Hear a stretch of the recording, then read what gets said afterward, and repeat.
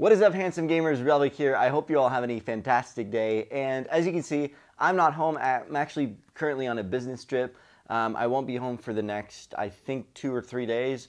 And I still wanted to make a video, and I actually mentioned this to a lot of people in the comments. People were asking me about, you know, whether they should pick up Nidalee and how difficult it was to play the build that I've been playing in the videos that you see. And I thought, you know what, while I'm on a business trip, I can't play League, I can't make a video about League, but I can do a discussion video since you guys really sort of gave me good feedback on the last one that I did. And so I thought that we would explore in this video 3 different builds that are extremely popular. Well, that's not true. They're not extremely popular, but at least 3 builds that I think are viable on Nidalee. And I'll explore with you very quickly the advantages of each of those builds and also the downsides of each of those builds and what build could actually fit you as a player. If, for example, if you're not someone that's necessarily extremely experienced on Nidalee, if you're a player that tends to die a lot, if you are not having a lot of success with the build that I currently run, well, what build can actually work for you? Because sometimes we don't really think about that. We think, well, we just bad on Nidalee, for example, we can't make it work, but it might actually just be the build that doesn't fit your particular play style. Let me just lift the jug and fill my mouth with that thick, sweet juice. Nice. This is a business trip after all. Let's talk about the first one, which is the most difficult build, the most challenging build to play. It's the pro player build. It's the peanut build, and that is the basically Runic Echoes, right? Your jungle item, Skirmisher's Blade, of course. I'm the only person on Earth that takes Stalker's Blade on Nidalee. Don't do that. It's purely out of habit. It sucks. Just take Skirmisher's Blade, Runic Echoes, and then they rush Lichbane. It's the obvious item. Good players do that. It's extremely good on Nidalee. Lichbane is just this item that emphasizes her entire kit. It works super well with what you're trying to do, which is get picks and then get objectives after you get picks. The problem with Lichbane, right, and the reason why the second build doesn't do that is because it's an extremely risky, high-risk, high-reward item. No defensive stats on it, purely magic damage, also falls off late game because Lichbane's damage is magical damage, which means it's reduced by MR items. It's reduced by people building MR. And so if you build a Lichbane, it's for extremely early game snowball. And if you don't get that early game snowball, your Lichbane basically becomes obsolete in the mid to late game. And then we're going for Athene's Unholy Grail, usually with these pro players, because they want to help their AD carries, help them carry. They want to help their team out.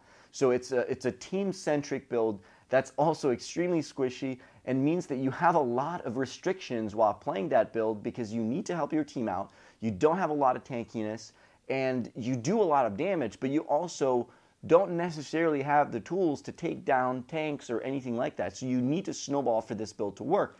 Every game that you don't snowball with this specific build, you're going to fall behind. Then after your Athene's Unholy Grail, you might want to go for a Zonya's, you might want to go for a Void Staff, you might want to go for a Liandry's Torment, but no tanky items, really purely magical damage build this one is. And again, I don't recommend it for anyone that's not a pro Nidalee player. Second build. This build is actually extremely popular amongst the really good Nidalee players. This is probably the most popular build amongst the like the Nidalee mains, at least in Discord or on Reddit, Nidalee mains and all that. Most really good Nidalee mains are going to go for a build that's extremely similar to this. So people are going to go again with Skirmishers, Runic Echoes, and then they're going to build Iceborne Gauntlet. Iceborne Gauntlet is extremely popular with the Nidalee players that are some of the best Nidalee players in the world, that want that extra armor, that want that extra defensive stat that really helps them not get killed as quickly as they would if they went for a Lichbane. And then they're going to go for also more defensive items. So a lot of people are going to see Adaptive Helm. They're going to see Abyssal Mask Nidalee players. They're going to go for that 3rd item or 4th item. Zonya's, of course, is going to be built by those players. Liandry's Torment. So they're going for items that give them health, that give them certain defensive stats, and that really help them not die just as quickly while still playing a pretty aggressive build, because they are going for that, again, Iceborne Gauntlet, CD, mana, still some very AP and early-centric items that they can build quickly and still use to make the most out of the early game. And so this build, in my opinion, lacks where my personal build doesn't lack, and that's in the mid to late game, and that's also you don't have a lot of HP until you really build those third or fourth item on this build, and it's also a build that doesn't do that much damage. I'm really not that happily surprised by this build. I tried it before, and I know that it works for people that have played it a lot and that really kind of get used to that Iceborne Gauntlet, but I really don't like it personally. Again, it's good if you're really good on Nidalee and then you're just trying to use a little bit more defensive, like 60 armor on that Iceborne Gauntlet. It's pretty cool. And then you get Adaptive Helm, or you get Abyssal Mask, and you get a little bit more MR, and you actually become pretty tanky and still do some pretty decent damage. But here's the problem that I have with this build. So this build is kind of in between being squishy and being tanky, but it just doesn't do anything well. It doesn't do anything great. It just is just a decent build. It's just this all-around decent build that does everything okay, but doesn't one-shot your AD carry, and also dies it's not going to tank really well. But so it's like in between. It's not sure what it wants to do, but it kind of wants to do everything. And that's the problem that I have with this build. It's the reason why I've never liked that build, and because I've always thought, well, if I want to be a guy that makes picks, I'm going to go for the Lichbane build, and I'm just going to make picks, and I'm going to be squishy as hell. And if I die, I die. And if I want to be tanky, I'm going to go full tanky Nidalee build, and I'm just going to build some really late game or mid game scaling items that are going to give me HP and that are going to make me good in the mid to late game. And so this is where my build comes in, and that's the Rod of Ages build that you guys have known for the past few seasons. Nidalee's been actually very popular as a Rod of Ages champion. Like, she's been really, she's used that item before, and now it kind of fell off the meta. For some reason, everyone said, well, why would you build Rod of Ages on Nidalee now that she's more of an early-centric champion? We all know that Rod of Ages is an item that gets better as the game goes on, and I think some people think that that contradicts what you're trying to do, because they think, well, if you're trying to get as much early pressure as possible, well, then building an item that is basically on a timer that will only get better as after 10 minutes, why would that make any sense? Well, I think it makes a lot of sense if you're able to build that item quickly in the game. And you can, because Nidalee is such a fast farming champion that in most of the games that I build Rod of Ages, I will get it completed by maybe 12, 13, 14 minutes. Well, let's be honest, most games in League of Legends are going to last 24, 25 minutes. And you're going to get the full value, or almost full value, of that Rod of Ages, get a lot of HP, get some mana, which is really cool on Nidalee. The high mana pool is extremely useful, and that's not something you get from the Challenger build. The Challenger build has no mana in it, literally no mana. It only has mana regen if you build Athene's Unholy Grail. So the mana pool is extremely low, which is extremely punishing if you give the blue buff to your mid laner, if you miss your spears, if they're extended fights, you get fucked in the ass because you don't have any mana pool. You don't have what it takes to get extended fights. You don't have what it takes to play around the playstyles that are usually common in low elo, mid elo, and even diamond elo. Those playstyles are usually around long, extended fights down the mid lane. No one's sure what they want to do. They're going to throw some spears. They're going to do some stuff, and then 10 minutes later, someone actually decides to go in, and then basically you're if you're playing the Challenger playstyle build. But if you have this Rod of Ages playstyle build, then you have a lot of mana. And then afterwards, after Rod of Ages, you can actually build anything. You could actually build a Lichbane after Rod of Ages. And then you can go for more defensive items. You could go for Adaptive Helm. You could go for Spirit Visage. You could go for Liandry Stormit.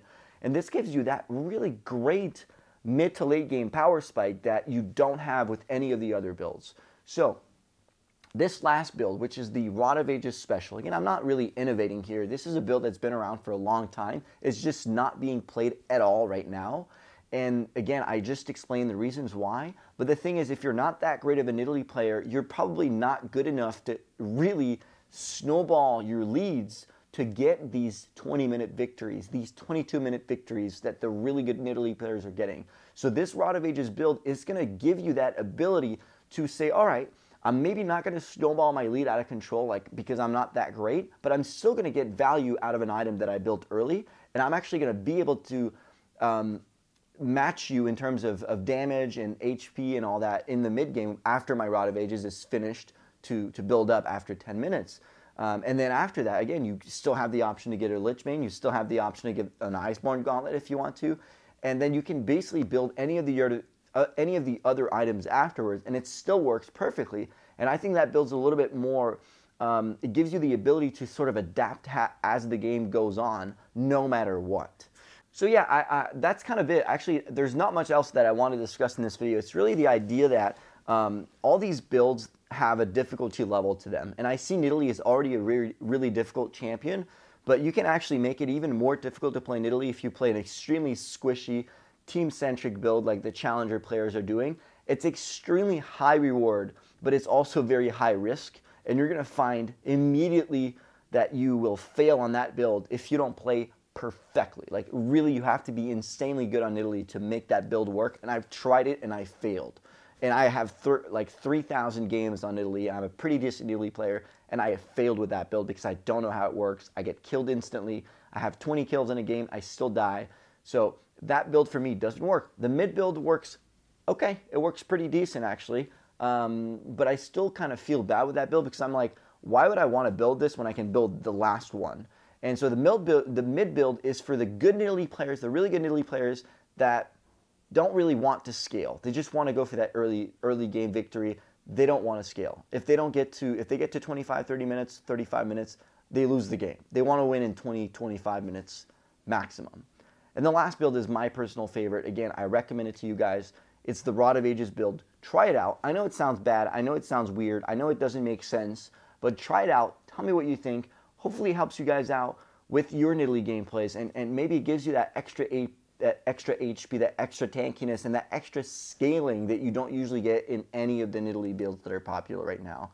So that's it. That's it for my off-site video that I don't get to do at home. I hope you guys enjoyed, and give me your suggestions, your comments, your opinions in the comments below. I'm sure a lot of you guys will have them, and yeah, I'll see you soon.